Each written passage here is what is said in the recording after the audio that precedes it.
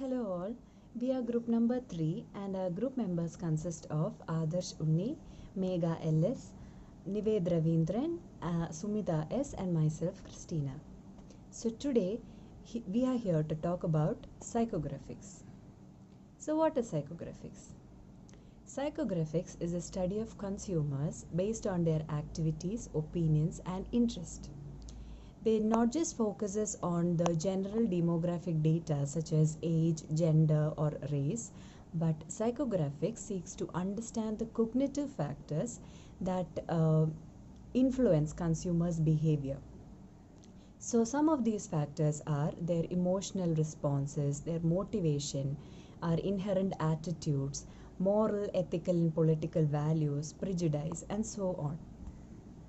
Psychographics and demographics are often confused by people. Many marketers have been using demographics for a long time to build data regarding their buyers, and a very few have dwelt deep into psychographics. So, are they the same? No way. Demographics and psychographics are entirely different. Demographics, by definition, is who a person is. That is, it considers factors like age, gender, their race, their occupation, their annual income, marital status, their number of children, etc. Whereas psychographics considers why of a person, that is, why they behave and make decisions the way they do. And they consider factors such as values, interest, opinions, lifestyle, personality type, social class and many other factors. So to get a deeper knowledge about psychographics, let's move to the next section of the video. Thank you. Now I will explain what psychographic segmentation is. It is a market segmentation technique where groups are formed according to the psychological traits that influence consumption habits drawn from people's lifestyle and preferences. It is mainly conducted on the basis of how people think and what do they aspire their lives to be. You may not realize it, but psychographic segmentation is the primary driving factor in your life. It determines who your friends are, who you marry, the career path you choose, where you buy a home, like that. It's an invisible hand that guides you most of your decisions, and that's because this psychographic segmentation determines who you allow into your life and which social circle you desire to enter. For marketers, psychographic segmentation means selecting the most likely buyer based on their interests, activities and lifestyle choices. Psychographic segmentation is increasingly important nowadays as consumers divide themselves into smaller and smaller interest tribes. It is also easier now to use psychographic segmentation as a tool because people signal their interest through social medias. The right way to start your psychographic segmentation is to conduct research and about the interests and hobbies of your customers. This is fairly easy step because the methodology is straightforward and for most of the part people are willing to share their interest. Once you see the pattern in the interest of your customer group you want to pursue, the next is to identify where your customer congregate. Psychographic segmentation capitalizes on this by dividing customers based on psychological factors which includes behavior, personalities, lifestyle, social status and attitudes. Now we will discuss each of them in deep. First one is personality. Personality traits plays a big role when it comes to the choices of your target market. This is because consumers are less likely to purchase items that do not align with their personalities and vice versa. For example, an introverted person may not eagerly jump on a Friday night clubbing deal. Common personality types in psychographic segmentation include creative, emotional, friendly, opinionated, introverted and extroverted. Now coming to the second point, which is lifestyle. Customers also consider how your product fits into their lifestyle choices before making a purchasing decision. For example, creating a liquor variant of your product may not work well if your target market consists of individuals who do not take alcohol in any form. Coming to the third one, it is social status. This is a very much important variable in psychographic segmentation, as every social class has its own product preferences, and which means that what people eat, wear, or even choose to associate with largely reflect on the social class which they belong to, whether it is directly or indirectly. The next one, activities, interest and opinion. The hobbies, interests and opinions of the target audience can help you understand their preferences and what appeals to them. This information comes in handy when it is time to map out the buyer's persona for your product. Now coming to the last variable, which is attitude. This is a combination of religious and cultural backgrounds of your target market. This psychographic variable is somewhat tricky and complex because every consumer has their own attitudes, and as a worldview, it is influenced by their own background as well. Regardless, you can still use this variable to map out different segments in your target market.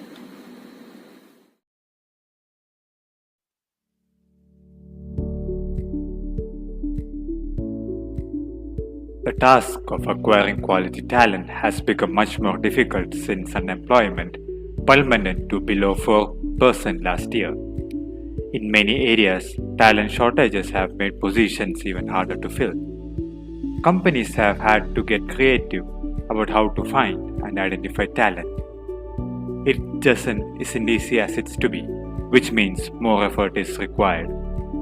Companies are making efforts to change their recruiting practices to reflect these new realities. Employer branding, offering new benefits, and using social media has helped companies funnel their talent to their open positions. But even these efforts are sometimes not enough to meet hiring needs with the kind of talent that will enable growth and development throughout the company. What else can companies do to make their recruiting and talent optimization efforts more effective? The use of psychographic data can be helpful to improve recruiting and hiring. The usefulness of psychographic data doesn't end once a hire is made. Not only does hiring top talent require more effort in today's economy, but retaining employees can also be more difficult. When companies do fill a position, they want to get the most they can of that employee and keep them as long as possible. Psychographic data can help with employee development by revealing motivations that employee can use to help their employees. It is not about pushing hard or manipulating employees into working harder.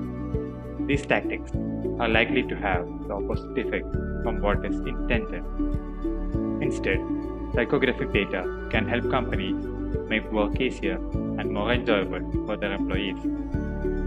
Matching up supervisory methods with an employee's natural motivation will likely make work feel easier, meaning that productivity will likely be higher. When work feels less like a Herculean effort and more like a right fit, employees will enjoy it more and be more likely to stay with the company. Psychographic data may be collected when a new hire comes on board, but existing employees can be also assessed to develop a complete picture of behaviors and motivations. Psychographic talent personas that are used with employees are likely to be as useful or even more useful than those used for talent acquisition purpose. Psychographic data and talent optimization. While there can be many elements of an employee's psychographic profile, experts have broken down several profile types that include different types of work behavior. Knowing into which category each of our employees falls could help you make decisions about how to develop their talent, provide effort, and get them to their best for you. Some of your employees will be fulfillment seekers. They want to make different difference in people's lives or even change the world. More money won't be much of a motivation for them to stay with your company, but offering them a position of significance within the company where they can see the difference they make. High achievers will see their position as a career rather than a job. They may have higher salaries and consider them as a sign that they are achieving their goal. But their true motivation is the thrill of accomplishment. However, that may be defined for them. If you have employees that are risk takers, it will be harder to hold on them because they are always looking for the next great thing. Your best chance for retention of risk takers is to provide as much risk as you can with the position. Offering stock options, challenging sales quotas, or opportunities to be involved in expansion and acquisition of new businesses may help risk takers get their needs meet without changing jobs frequently. Ladder climbers want to advance within the same company and will probably only change jobs if they can't advance within their existing company structure. Finding leadership opportunities in between advancement will probably keep ladder climbers happy. Keeping in mind these designations are only part of a psychographic profile, and that psychographic profiles are complex. One aspect of someone's behavior will never provide enough data to determine a course of action regarding of recruiting and hiring. Robust talent personas must be carefully built to identify the best ways to reach candidates and employees for each position. Assessments can be used to segment psychographic profiles in the most objective way possible. Subjective evaluations are prone to biases that can be largely avoided by using assessments that identify psychographic data which can be used to talent persons. So here are different methods. Next is some different methods of psychometric tools. So some of these psychometric tools are going to be discussed here. Mainly psychometric tools are computer based. This is computer assist organized framework for assessing the psychological traits such as personality, creativity, intellect, motivation and values in an unbiased manner. So these tools assist in making an objective assessment of the aspects on which applicants can be psychologically distinguished. These tools are primarily concerned with providing an unbiased evaluation of the dimensions on which the persons might be mentally distinguished. So for assessing the talents, ability, personality and motivations, a variety of psychometric instruments are available. So in case of the HR businesses, the psychometric instruments are well received. Therefore, the recruiters can use these tools to learn about the candidate mental talents, what are the candidates' abilities to do in a job, and these qualities are difficult to discuss in a face-to-face interview. So these techniques are frequently used in recruitment, development, training procedures, and these tools have become a recruiters to go-to tools for system which were concerning in an individual's organizational development, and they are used across various processes also. So these tools are mainly used for a development and career progression. So here I am going to discuss a few psychometric tools. That is some of the methods. So first method is mental personality inventory. That's a tool which is basically a cutting edge, scientifically validated assessment tool. It assesses personality qualities that are relevant to key aspects of the job, and it mainly identifies the behavioral skills that are linked to business outcomes. That is first one. Second tool is mental personality inventory.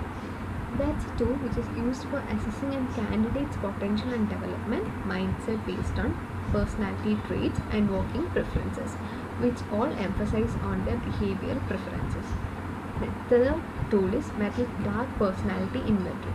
It's a tool which is used for assessing the negative personality qualities, and it was developed by 6 different dark traits. The 6 different dark traits are opportunism, self-option, insensitivity, temperamental, impulsiveness and thrill-seeking. These are the 6 dark traits, and this tool mainly assesses the businesses in safeguarding their workplace culture and ensuring the safety of their consumers. And the fourth tool is Men's Sales Profiler. It is a unique tool that contains a competency-based framework that assesses the development of the ideal sales team. So to meet the expanding demands of the companies, this unique tool, it mainly dictates the critical cognitive and behavioral abilities. So this tool assesses the team cohesion across the board using high value elements by guaranteeing that the team operates in an efficiency level. So this is accomplished by identifying the essential cognitive and behavioral abilities that are specific to our company needs. Next, the last psychometric tool is mental personality map. It's a modern evidence-based personality assessment that aims to examine the key work-relevant personality characteristics and behavioral tendency to know more in depth. And it is intended to utilize throughout an employee's life, which are used for assisting the employees in gaining access to previously information about a person, which are essential in influencing their workplace behavior. So this tool was created more in depth as to know the personality assessments, and also it contains modern work relevant personality qualities that the industry wants. So this tool is basically essential. It is essentially important to know the mind and senior levels. So these are the different psychometric tools that are used in an HR HRs. So that's all. Thank you. So thank you. And coming to this example part of psychographics, let's take an example of a personality trait. So if a company that sells phishing net or phishing gears online finds that majority of its users are men, those who score low on extroversion, so basically they are introverts, then this company might want to include images of men fishing alone, enjoying their peace and solitude, etc. in most of their promotional materials. That's a way we can utilize psychographics. Then we can say an example in lifestyle. For example, if a company that owns a meditation app finds that majority of its users are singles who spends most of their weekends partying, then this company's marketing team might want to establish or set up a marketing or advertisement campaign to convey or to speak with these individuals or let them know the importance of disconnecting from this hectic pace of an urban life. Much simpler example we can say if in the case of a women's clothing retailer. So if a women's clothing retailer find out majority of its customers are young women from southern India, we are taking an example in southern India. So taking that as example, this retailer might want to put up ads about their new and trending clothes in Facebook, Instagram, Twitter, etc. so that they can easily connect with this target market. So that's another way. Another example we can say that if a young urbanite wants to buy a computer, so you or I might assume that the person trying to buy this computer might want to look at speed and computing power as its deciding factor in buying this computer.